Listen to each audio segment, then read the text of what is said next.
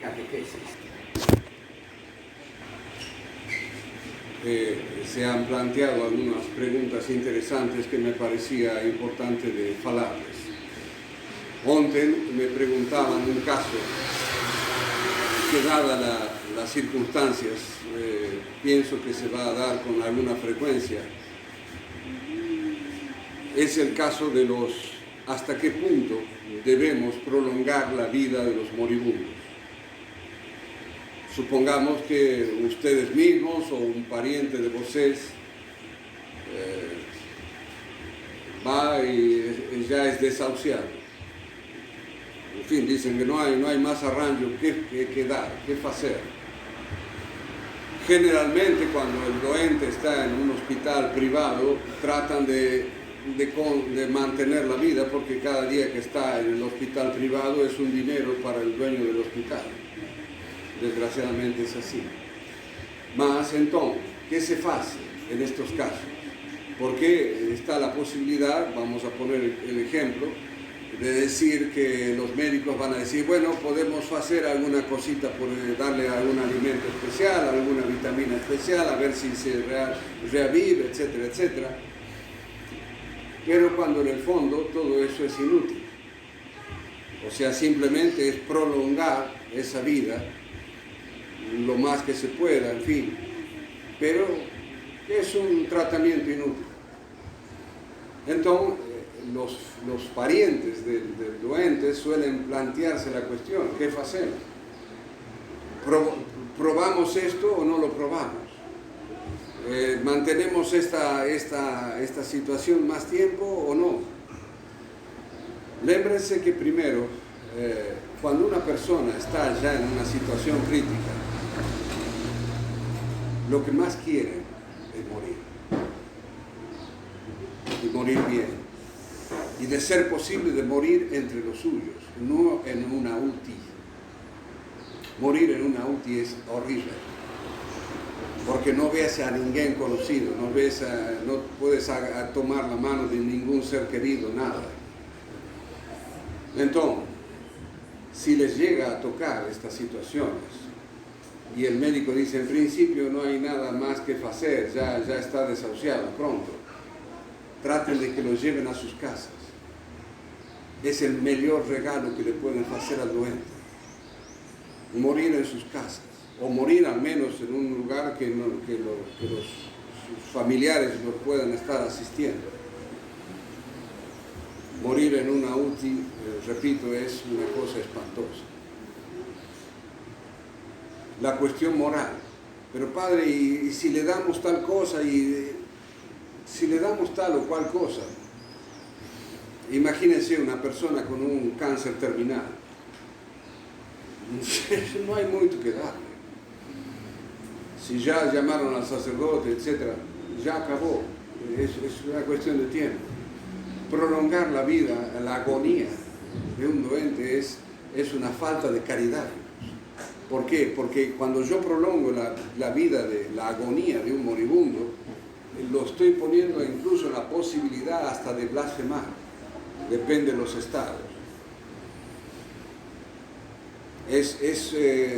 Siempre me lembro de un caso que tuvimos, una señora en Madrid con cáncer terminal, y ella me decía, padre, qué difícil es morir, porque parece que no acaba nunca esta cosa. Entonces, si encima los parientes, pensando que hacen un bien, le prolongan la cosa, le prolongan la agonía, no. Dejen que la naturaleza actúe pronto. Y acabó. Pero no estén, incluso después a veces se hacen problemas de conciencia, ay, si hubiésemos dado esta cosa, no. Llega un momento en que acabó pronto. Es así, la vida, no estar a prolongar la vida artificialmente, no presta. Vamos a poner otro caso, ahora con el tema de los pulmotores. Si una persona está sujeta a un pulmotor, a un artefacto eléctrico artificial para conservar la vida. Cuando los médicos generalmente pueden hacer esto, de conservar artificialmente la vida por un tiempo, que ellos consideren que puede haber una reactivación del organismo naturalmente. Pero si pasado un tiempo, no sé, vamos a poner un mes, pasado un tiempo, si dicen vamos a tirar el respirador, no es ningún pecado. ¿Por qué? No, pero se va a morir. No es ningún pecado porque nosotros no nacemos con un respirador artificial. Lo artificial es para mantener, ver si el cuerpo reage naturalmente a una situación difícil, etc. Pero no podemos estar viviendo todo el tiempo con un respirador artificial. Entonces, si sucede una situación de esta, si desenchufan apagan el respirador artificial, no hay ningún pecado. Si el cuerpo reage, bien. Si no reage, voluntad de Dios, se acabó. Porque, repito, a veces puede eso crear una situación, no podemos estar sine die viviendo artificialmente. Eso es antinatural. Y repito, cuando una persona está ya mal, el mismo doente se da cuenta que no tiene muchas posibilidades. Y el mismo doente a veces pide que paren ya con todos los experimentos que hacen para ver si lo mantienen, lo prolongan la vida, en fin, esas cosas. Bien. Esto tiene un nombre, ahora no me lembro, un nombre técnico, el de morir bien, procurar morir bien. Y si les toca, en fin, les puede tocar a vosotros mismos o a algún familiar que les dicen no hay más que hacer, traten de que esa persona mora o al menos en una habitación donde puedas ver a sus seres queridos. Si no en su casa, porque a veces las casas no tienen muchas facilidades, en fin, los que sea, pero al menos en un lugar donde esté el moribundo esté acompañado, porque eso lo percibe el moribundo.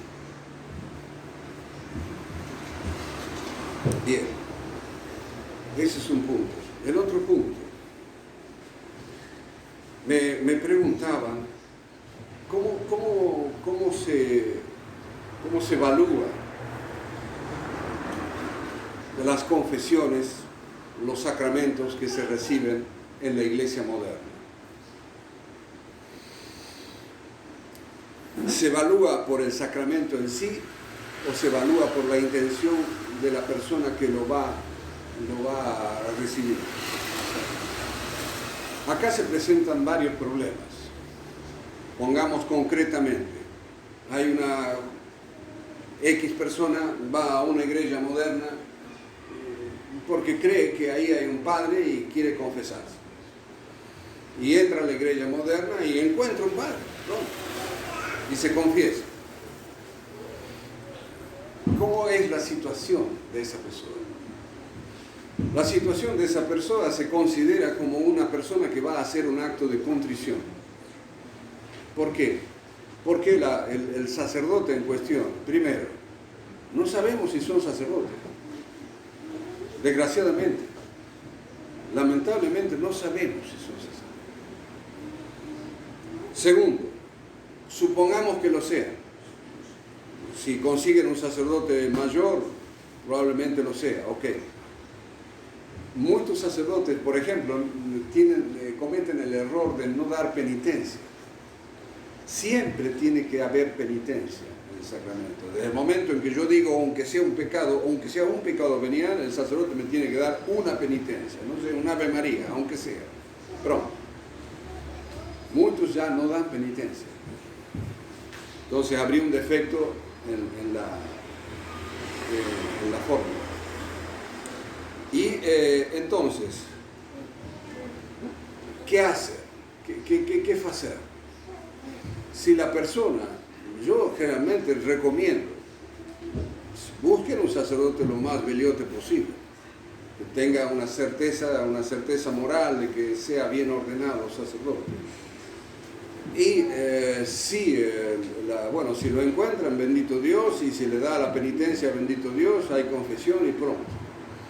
Más si el sacerdote es un sacerdote joven, no. Bueno, ustedes pueden ir con toda la buena intención de confesarse. Y la confesión les valdrá no por el sacramento de la confesión en sí mismo, sino por el acto de contrición que de alguna manera están a hacer. O sea, se le computa como un acto de contrición. Un acto de contrición es cuando ustedes, por ejemplo, cometen un pecado grave, no pueden confesarse inmediatamente y bueno, se ponen de rodillas, piden perdón a Dios por la falta, no sé, hacen alguna oración como a modo de penitencia y pronto, eso les vale. Lean el catecismo, eso vale como una confesión. Entonces, si no tienen sacerdotes que sean claramente sacerdotes, yo diría, vayan a hacer una contrición, hagan un acto de contrición perfecta. ¿Y por qué hacer un acto de contrición perfecta y no confesarse con un cura modernista? Porque el cura modernista te puede decir, tú por ejemplo, ir a confesarte y decir, cometí tal falta, y que el cura modernista te diga, eso no es una falta. Ha sucedido. Entonces, tú pensando que si vas a un cura modernista te va, aunque sea a dar una absolución, la cosa puede ser peor ainda. Mi recomendación, salvo que conozcan un padre anciano, mi recomendación es que hagan un acto de contrición y cuando puedan se confiesen como Dios manda. Pero mejor así a tener que recibir la influencia de un sacerdote a decirte que tal o cual cosa no es pecado. Y ahí la cosa se pone peor. Porque si tú te crees que tal o cual cosa no es pecado y después la repites, bien, en fin, difícilmente después tengas dolor de conciencia de esta cosa.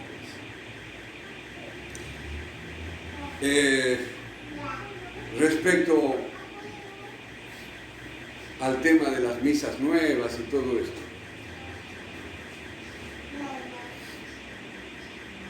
Cristo dice en los evangelios que por los frutos los conoceréis. Desde que se puso la misa nueva oficialmente en el año 70, vemos la debacle de la iglesia, la debacle de los seminarios, la debacle de las familias, en fin.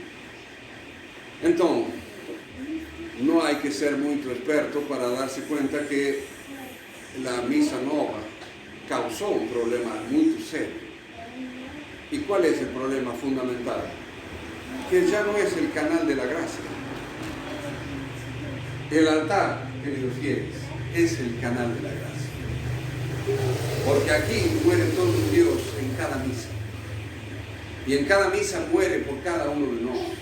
Pero si yo modifico la misa y pongo un show, pongo una cena, pongo lo que se, en fin, lo que se me ocurra, mas no es misa. Dios no está obligado a dar por narices las gracias que daba en una misa católica.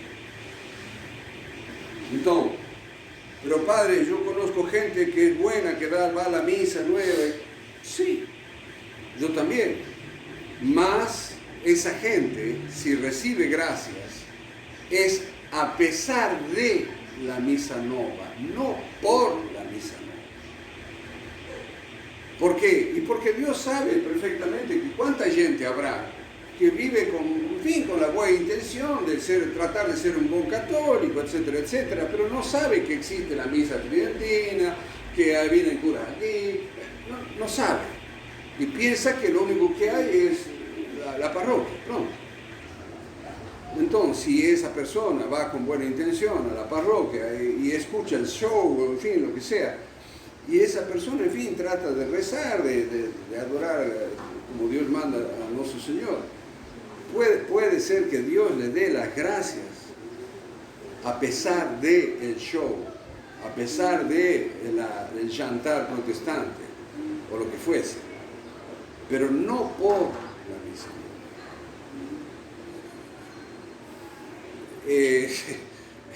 Dios en su infinita misericordia a cada uno de nos sacó de esta cosa. Todos nos creo que hemos ido a una misa nueva alguna vez. Y yo en particular, yo debo reconocer, yo he recibido gracias en una misa nueva. Y siempre me digo, no por la misa nueva, porque en la misa donde yo recibí gracias en concreto era un asco de misa. Era un asco. Yo les conté que quería reventar el violón en la cabeza de los meninos que estaban a tocar, porque yo veía que estaban a hacer una cosa pagana de algo sagrado. Pero claro, ahí está la gracia. Dios me dio la gracia de ver este tema. Si yo no veía este tema, yo hubiese estado bailando al tono con todos los demás y yo no estaría hoy aquí.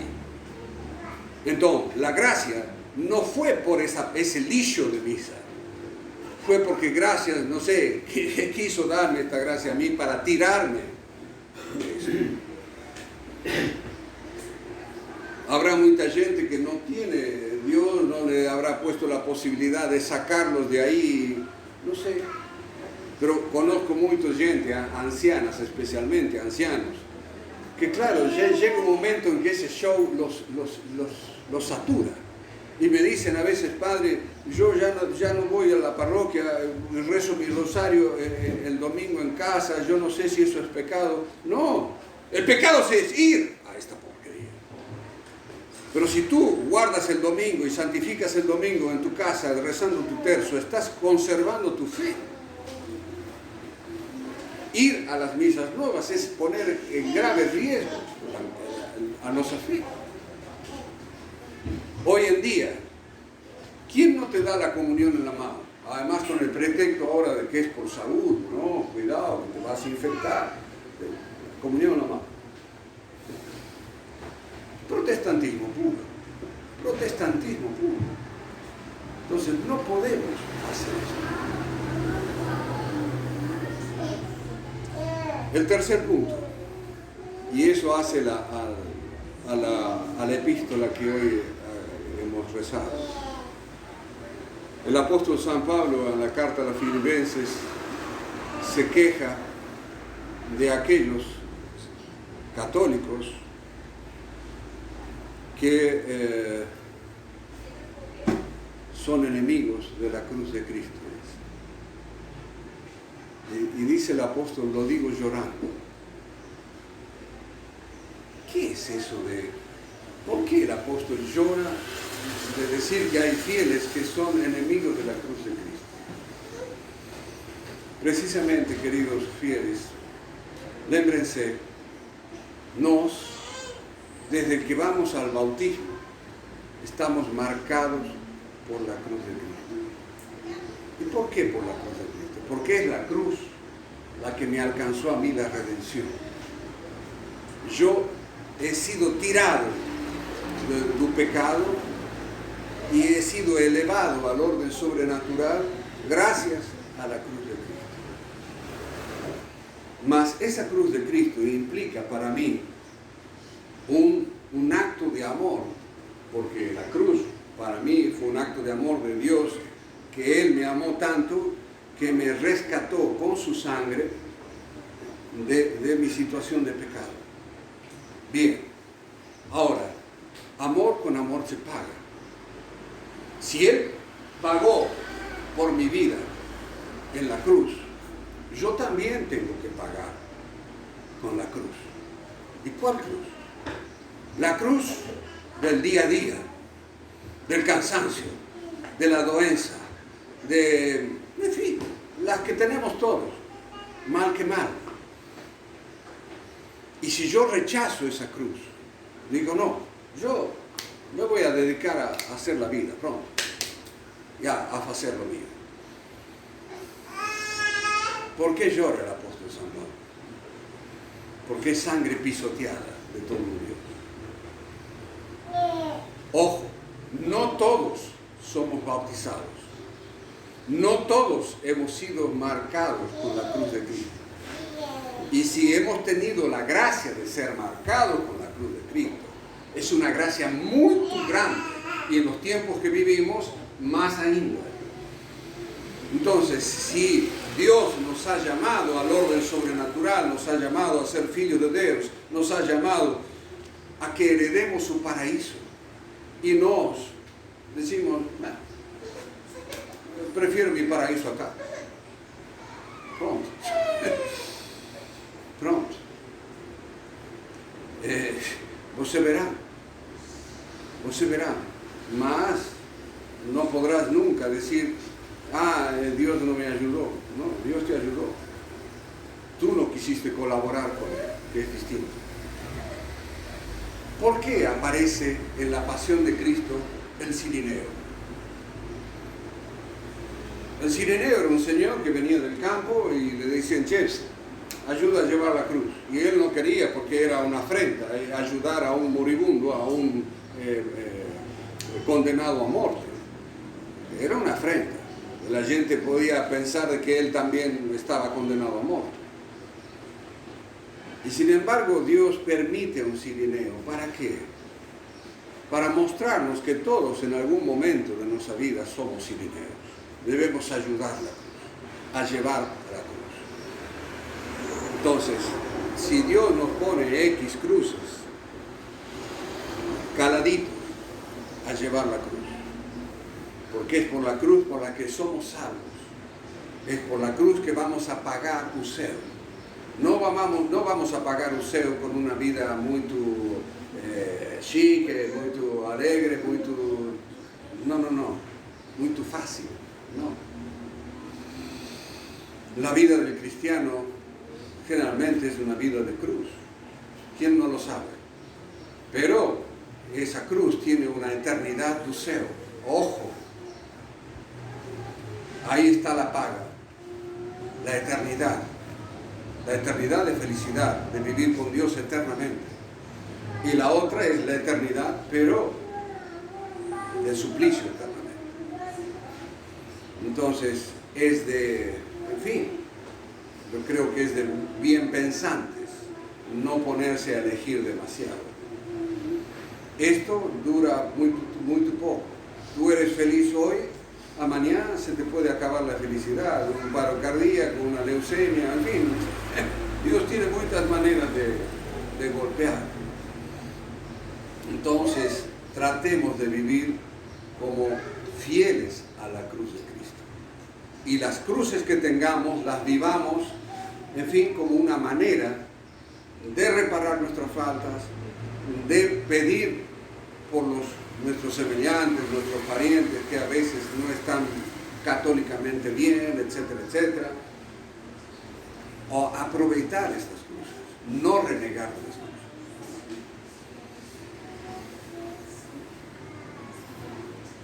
Las cruces además nos ayudan, si las llevamos con fe, nos ayudan a ser mejores, a alcanzar la santidad.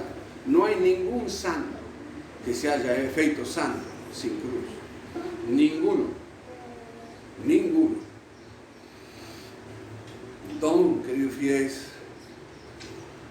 quiera Dios que no tengamos que decir como el apóstol San Pablo hoy en la carta, que lo tiene que decir llorando que hay enemigos de la cruz de Cristo. Nos hacemos lo que podemos.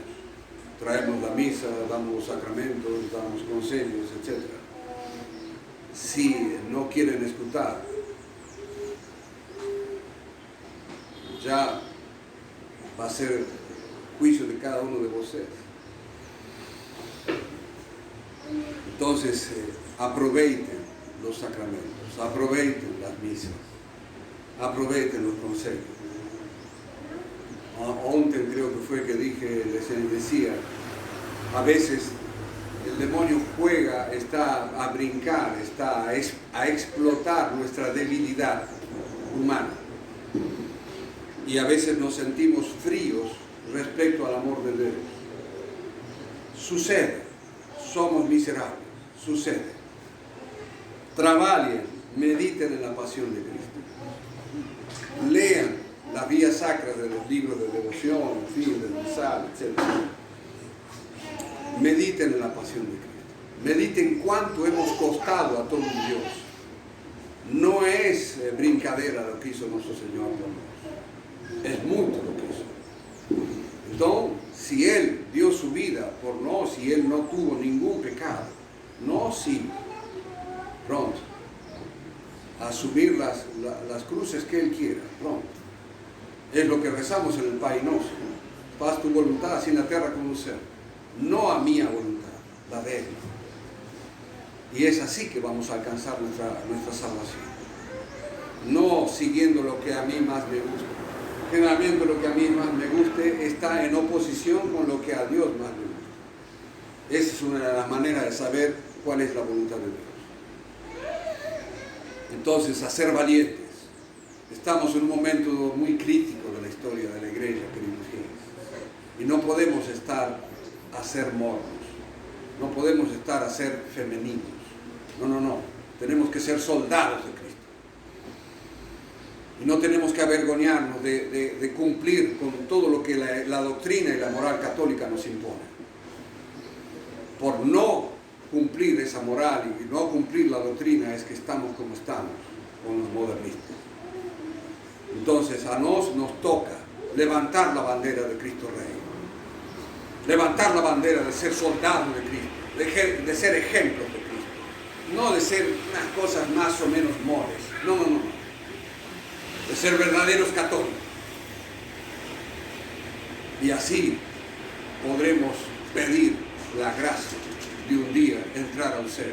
Y ojo, que ese día, tarde o temprano, llega. No es que va a venir, no. Puede ser que nos toque esta noche. Pero si nos toca esta noche decirle al buen Dios, he cumplido tu mandato. Y no ser cobarde. Que la Virgen Santísima y su corazón inmaculado nos dé esa gracia de la perseverancia y la fortaleza. Ave María Purísima.